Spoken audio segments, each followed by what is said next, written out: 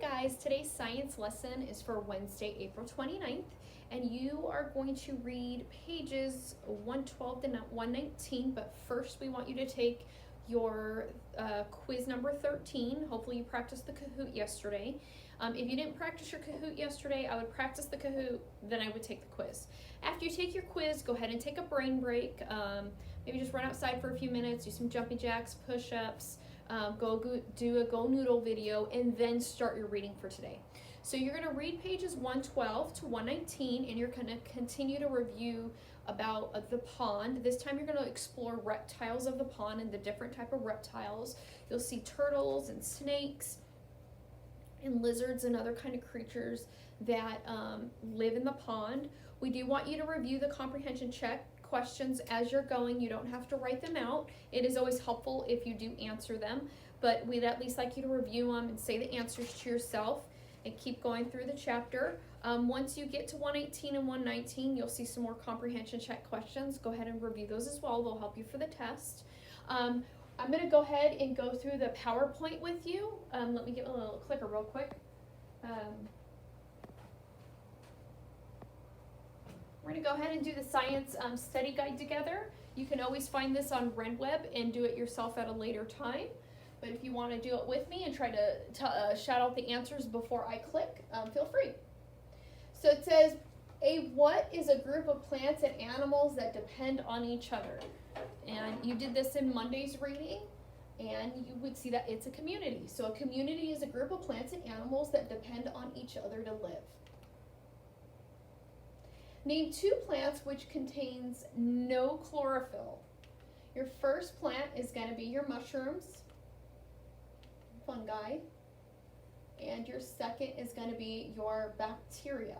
So name two plants which contain no chlorophyll, your fungi, which a mushroom is an example, or your bacteria. What are the circles in the wood of the tree called? We learned what these were called. They're called annual rings. Annual rings tell how old a tree is. So if you cut a tree in half and you look down at the trunk of it and you count the rings, it'll tell you how old the tree is. What do the annual rings tell? Oops, sorry, I already told you guys that. The annual rings tell the age of the tree. What is the dark wood in the center of the tree called? That is your heartwood. What are the light rings in the wood, in the tree trunk called? Sorry, tongue twister. That's called sapwood. So a lot of times you'll even feel the sap sometimes on the outside of the tree. I've had it fallen on my head before. Fish breathe what, which dissolved in the water? You've got your oxygen. Fish breathe oxygen, which is dissolved in water. The part fish use to take in oxygen is called what?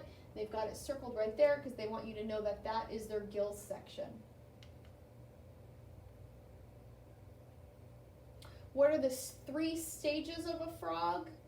You've got the eggs, you've got the tadpole, and you've got your frog, your adult. A baby salamander is a tadpole. They're so cute. What are tiny water animals seen by a microscope called? Those are called protozoans.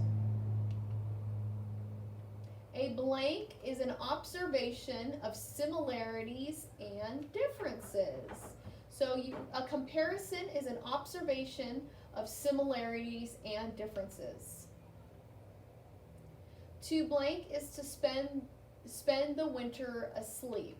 This is called hibernate or hibernation. So when an animal like a bear will sleep all winter, they call it hibernation.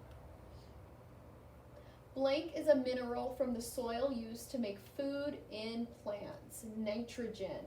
So the N in the periodic table stands for nitrogen. Nitrogen is a mineral from the soil used to make food in plants.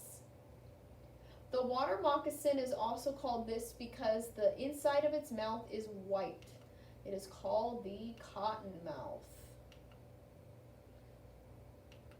It's a very poisonous snake. Tell how the turtle is an important and valuable part of the food chain found in the pond, and how is a turtle born? So this will be one of the questions that you'll have to write out on your test. And they'll want you listing it. You've got your pictures. Without the turtle, there might not be life in the pond. The turtles eat all of the extra food. The mother turtle lays her eggs on land. And the baby turtle hatches and walks back into the pond. Label the parts of a tree. We've got our crown, a trunk, and roots. So you'll have to be able to label the crown, the trunk, and the roots on your test as well. You'll have a diagram and you'll have to list those all. Again, this PowerPoint is on RedWeb. You can review it at any time you like. So please just make sure that you take your quiz, you upload it to your teacher, or hold it on for the turn-in day, and go ahead and read pages 112 to 119. Bye guys, have a great day.